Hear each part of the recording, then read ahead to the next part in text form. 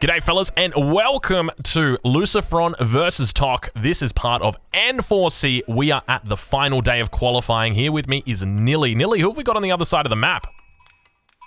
We have you introduced Tok, right? Then we have in the blue trunks our probably favorite in this one, Lucifron. His brother is already in the main event from Spain. Really accomplished RTS player, professional StarCraft 2, Warcraft 3, and Heroes of the Storm player. And now on the verge of qualifying to $100,000 AoE4 tournament. You know what, Nili? I don't think I actually introduced Tok. I think I introduced N4C. So, apologies. It's 1 o'clock in the morning for me. You know, I still am yet to have my coffee. So apologies. Look, yeah, Lucifron. I mean, he doesn't really need an introduction, does he? He's just been around the scene for a long time. He's incredibly talented, as you mentioned. You know, coming in from SC2. But my question is more to do with Tok. Who is this guy? What do we know about him? Obviously, we know he's playing the French today. He's made it all this way through, so he must be pretty talented, but where is he from? He's from Vietnam, and from what the chat is telling us, in Age of Empires 1 background, his probably breakthrough performance was with other Vietnamese players in the AoE 4 Pro League, happening in early January, and making, I think, a quarterfinal appearance there with his two Vietnamese teammates. Yeah. That was the 3v3 tournament. That was quite good. I enjoyed watching that tournament. A lot of interesting games coming out. But yeah, I'm curious to see what he's going to be bringing to the table today. One of the things I've sort of noticed is when you get players that are sort of, like obviously the English-speaking community, they seem to coordinate and talk about strategies a lot. But one of the things I've noticed with the Southeast Asian community doesn't seem to be that same way. I remember watching a game where we had Lenok playing, and he was just doing something completely different to what you would normally expect. So who knows whether he's going to look to bring something out from outside the box, down from left field potentially, or whether he plays relatively standard.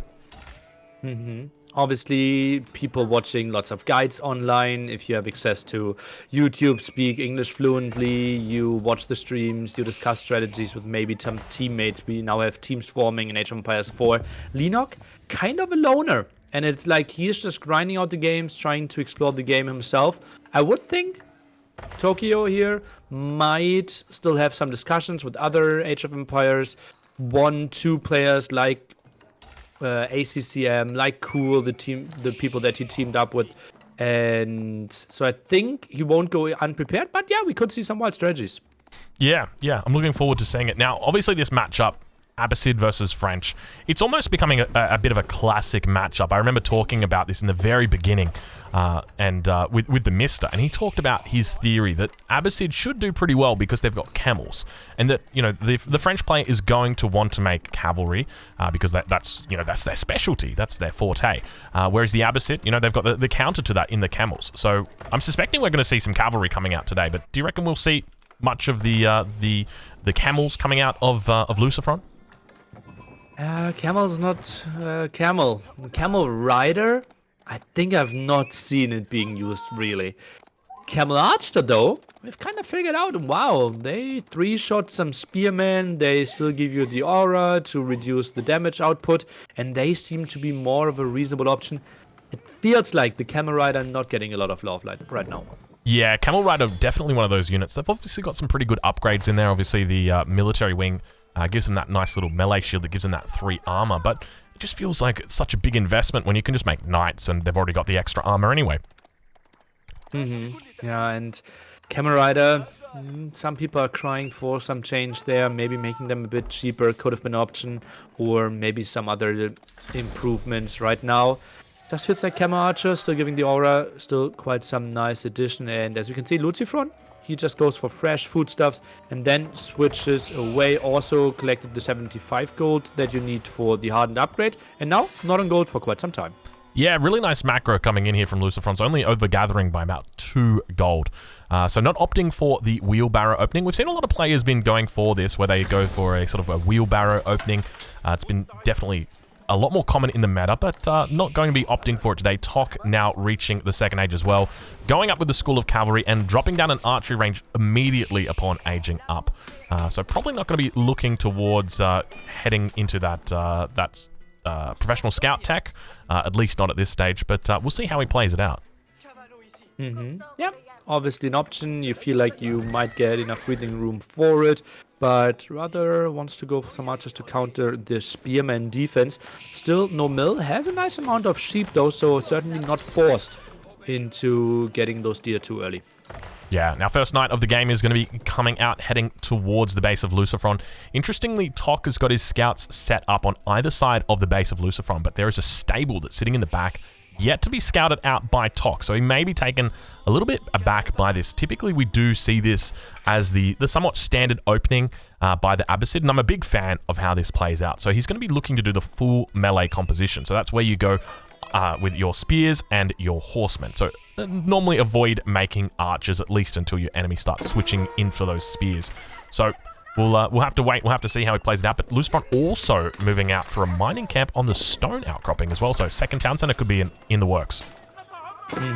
Feels like he is somewhat safe. Has 4 spearmen. First one doing quite some damage. Also dealt some damage against the scout. And feels really well protected. Had 2 spearmen over at the woodline as well.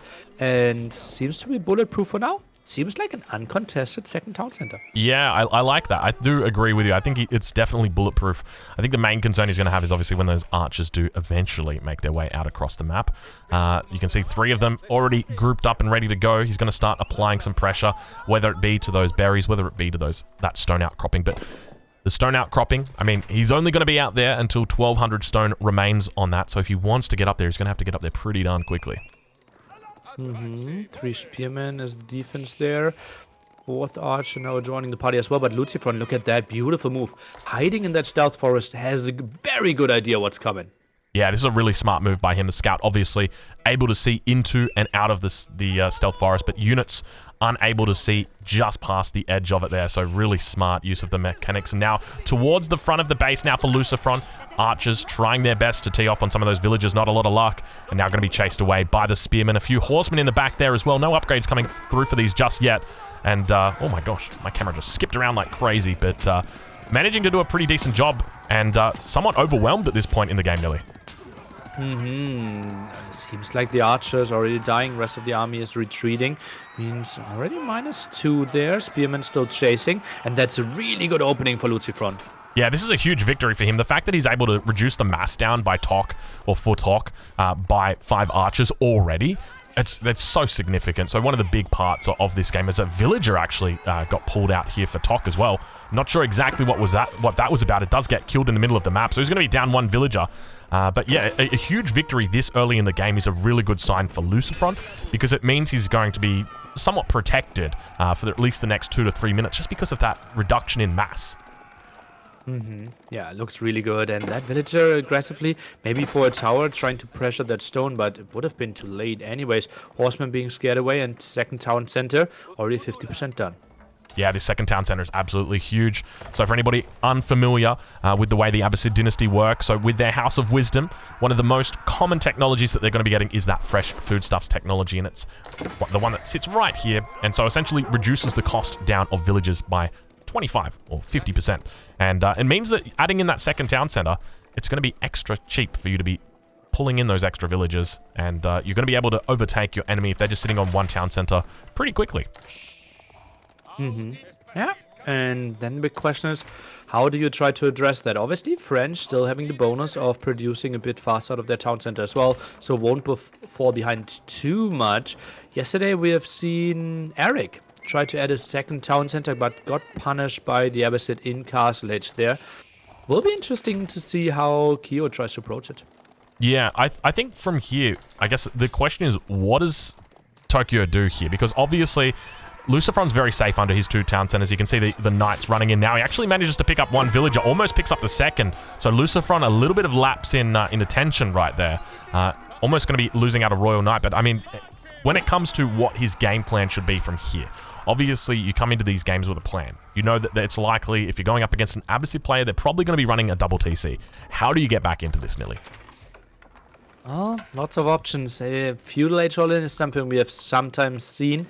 Sometimes people go for a relatively quick Castle Age, and it feels like Men-at-Arms. Especially if they get the second armor upgrade, they're performing really well. But right now, Lucifron that's not your typical 2TC play. He's still the one doing massive amount of damage. Look at that, big raids over at the deer. Yeah, huge raid coming in. A couple more spears looking to reinforce his position, managing to keep those villagers alive. And Tokyo going to be pretty happy that he managed to keep those vills alive, only losing out 2 spears. And traded out a lot of health on these horsemen. Also got another knight in the mix there as well, looking to pick up some very effective trades and manages to take out 1 horseman before he continues following along. Oh, but feels like Lucifron now resisting the raid quite nicely.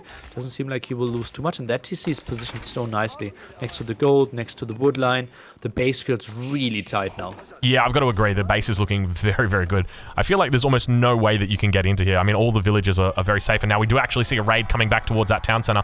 He manages to get 9 villagers inside, a couple spears on the outside. Also going to be doing damage, managing to take down one of those knights. Second knight getting relatively low there. He's going to be able to walk away with his town between his legs and hopefully heal up. We'll check and see. No chivalry coming through just yet for him, but I suspect we would see it sooner rather than later. But take a look in the middle of the map, Nili. Oh, horsemen finding some pickups again. Archers dealing quite some damage as well. Interesting that he's pulling those horsemen away. Maybe a misclick there in some form. But Talk again, being stopped and massing those archers. Yeah, once again getting caught with his pants down. To the front, we see a few spears coming out, but the archer mass beginning to build now for Lucifron, and he'll look to eye those out behind this. It looks like he's also getting a raid down on the back mill where the deer are, but there's a couple spears there to meet him, so he manages to hold the front. But keep in mind, as these fights are going on and on and on, Lucifron is sitting here with 2 town centers, Tokyo only 1, and that means that eventually it's just going to snowball, isn't it? 39 villagers here, make it 38 against 47 already, and with that raid continuing, wouldn't be surprised if Lucifron soon is 10 villagers ahead and still has the aggression. That's really untypical. Eco lead and map control. Yeah, but take a look at the wood line right now of Lucifron. He's lost a huge amount of villagers down to 44. You can see the bodies of them just laying in there. It looks like he's managed to pick off at least 3 villagers. At least that's all I can see, Nili. There might be a couple more under those logs that have just recently fallen. But Horseman trying to equalize that. Spearmen are chasing them away. Tries to go for another hit. Low HP villager, but still survives. And yeah, Spearman a bit out of position. Knights back in at the top, but this time Spearmen are around. Spearman going to be able to chase them away. We can see he's got a single sheep in there as well, just keeping track of things. But out towards the front of Tok's base, he's also picked up a horseman, managing to take it down. Nice little trade there, but there is a lot of action on this map, and I got to say, Tok is impressing me at this point, Nili. It's looking really good. Like, he is active, but still some knight losses. And it feels he is a bit on a timer. I really would have liked to see Chivalry a bit earlier, to be honest. Yeah, I think Chivalry would have been very smart here. Also, when he notices, big losses coming outside the base of Lucifron. I'm not sure if you saw that, Nili, losing out a scout as well as 2 knights. But yeah, I would have loved to have seen Chivalry coming in a bit sooner. I also would have loved to have seen textiles coming in. So both of these players under heavy attack, and neither of them investing in textiles. Obviously, it's a bit of an expensive investment to get into, but for all you Age of Empires 2 players out there, you'll know how important it is to get your loom upgrade, and it's the exact same thing with textiles in AoE 4. What do you think about Phalanx? It's 50 food, 125 gold, and I think it makes your defense so much easier with the Spearmen. You get so many more hits in, you will get better engagements in big groups as well. I've actually thought Lucifron already got it. Still a nice defense without it regardless. Yeah, I think it's a really important tech to have once you start reaching that mid-game. Once you've got your second barracks down and you really start pushing out the numbers of spears. And against the French, it's going to be extraordinarily strong. Because there's going to be no shortage of cavalry for you to be stabbing with your spears. So I think it's a great technology, especially in this matchup. But we do see Lucifron now going to be able to click up to the next age. Going to be opting for the culture wing, and it's going to be looking to see him take the tech lead. Yeah, very, very likely. I've seen people go for wild approaches, then wait for the preservation of knowledge finishing, and then going for like 6, 7 different upgrades at the same time. Certainly an option here, but it feels like, look at that, more barracks being added. It's like Lucifron wants to put on the aggression first. Yeah, a huge amount of barracks coming in as well, but I would just note that we've got a second town center now coming down from Tok. Ooh, next to the wood line. Not really protecting the gold or the food income too well, though. So I'm a bit curious. I think maybe could have been a bit more aggressively, maybe getting a bit more map control. It still feels like horsemen or the men-at-arms soon can still find kills. Yeah, I think you might be right with that one. At the moment, when he puts that down, he's sitting on 46 villagers. His opponent, Lucifron, sitting on 62. So he's got quite a way to come, but eventually he's going to be able to catch up to his opponent. And speaking of catching up, he's trying his best now. As you can see that there are raids going down towards the north of the base. At the same time, Lucifron raiding down some of the villages of Tok. So there are just raids going in all over the map. And look at the villagers going down up here on the berry patch, Nili. One Spearman trying to defend, debated a bit there, 2 low HP knights running away, and Spearman actually wins against the knight there, really important one. Otherwise we could have seen 2-3 more villagers die, but feels like Lucifron is defending this one quite nicely. Yeah, Lucifron's still up about 14 villagers despite losing quite a few on that berry patch. But I would expect that we're going to see that gap begin to get closed. Tok, obviously playing the French, he is going to have a faster villager train time, so you can see that it only takes 17 seconds for his villagers to be trained, compared over to the 20 seconds that it takes for Lucifron. But keep in mind, Lucifron has now reached the 3rd age. The tech advantage now exists for him. And I would expect that he's going to look to get those upgrades and go for a push. You mentioned the potential of going for that preservation of knowledge. We could see that out very shortly. Isn't really going for it though, and I'm a bit surprised in general. Like upgrades, only flies in with the veteran archer upgrade here, goes now for some crossmen. Attack for those, and no eco upgrades. So maybe just wanted to finish the mangonel and now goes over to the other side to talk. Yeah, I think this is a smart move. Yeah, this is a really smart move. Coming in with the mangonel at this point. You can see up towards the north that Tok's trying to wall up to prevent any raids from coming in, but that's not going to be able to stop a mangonel, definitely not. This is a really difficult spot for Tok because he doesn't know about the mangonel. That's the big thing. You can see towards the north he's got a scout that's sitting there, but he's got no information at all about the middle of the map. And that mangonel is going to be the game changer here, Nili. You say the mangonel, it's even now a second one coming up, and those villagers at the front with the gold really exposed in the town center. As I criticized earlier, not really protecting the villagers too well. So what do you think the counter is at this point as the mangonels begin coming in? He's sitting in the 2nd age. He's about to go up to the 3rd age. How do you think he plays this out? That's going to be a really tough situation. Probably abandon the gold, go further to the back, maybe double Siege Workshop and try to pray that you get some good Springer and Mangonel shots in. You need some wild comeback mechanic. I think you're heavily on the back foot. Yeah, I've got to agree with you. Indeed. I mean, we've got veteran archer now coming through. A battering ram going to get dropped down as well. Tok in a difficult position here. You can see he's got 16 villagers on his landmark at the moment, trying his best to get that up as quickly as possible, going up with the guild hall, but it is coming in very late, and he spots those battering rams on the front line. He knows that he is in danger as the mangonel shot heads down towards those archers, and you can see how much damage has been received as one of the archers does fall down, unfortunately. And those rams now can pressure this area quite easily. Villager advantage, now more than 20, and the TC is not really producing. Therefore, I think Lucifron in a really good spot. Now going in further. Mangonel trying to reposition himself. Yeah, this is a beautiful timing attack coming in here from Lucifron. I love the way that he's added in the battering rams. A lot of people will rely on the mangonels to do their siege, but the truth is they just don't do enough when it comes to knocking down these buildings. The battering rams, though, they are going to do more than enough. And now we see the mangonels unfolding towards the infantry. They get off a decent shot. It looks like about 6 archers do go down. Spear's going to be out here. Men-at-arms in the mix as well. Mangonel shot once again coming up with that comedic arc that they've got and managed to take out almost the entire army, and Tok just taps out. Lucifron looking incredible in game number 1.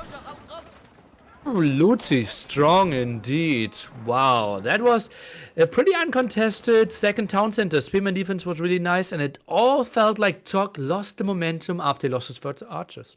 Yeah, that was really it, wasn't it? He pushed out with those archers, and he wasn't really able to control the narrative, and it meant that, you know, as a result of losing that early mass of archers, his subsequent mass is just reduced in size, so it's harder for him to fight, and then he just stays down the entire game. Yeah, and then he's not getting the raids in, and that's the big thing, right? French, they want to play their mobility, want to raid at different angles, and if you see, okay, I cannot raid here because it's spearmen, then you send your archers in, snipe those spearmen, and then the knights can do more damage. Something we sadly didn't see for Kyo. Yeah, that was unfortunate. All right, well, I'm going to wrap that one up for YouTube, Nili. But that was a pretty insane game. For anybody watching this on YouTube, Game 2 is going to be coming up right now, so don't go anywhere. And we'll catch you guys in the next one.